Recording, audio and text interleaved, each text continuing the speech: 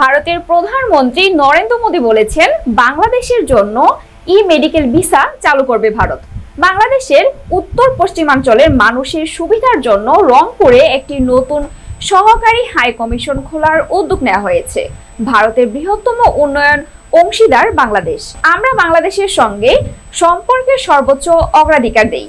শনিবার দিল্লির হায়দ্রাবাদে হাউসে বাংলাদেশের প্রধানমন্ত্রী শেখ হাসিনার সঙ্গে একান্ত ও দ্বিপাক্ষিক বৈঠক শেষে নরেন্দ্র মোদী একথা বলেন। নরেন্দ্র মোদী আরো বলেন, আমি ক্রিকেট বিশ্বকাপে আজকের ম্যাচের জন্য ভারত ও বাংলাদেশ উভয় দলকে শুভকামনা জানাই। হায়দ্রাবাদ হাউসে দুই দেশের প্রধানমন্ত্রী অংশগ্রহণে প্রতিনিধি পর্যায়ে বৈঠক অনুষ্ঠিত হয়।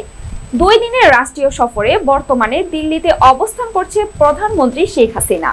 শনিবার তাকে ভারতের রাষ্ট্রপতি ভবনে উষ্ণ আনুষ্ঠানিক অভ্যর্থনা জানান নরেন্দ্র মোদী।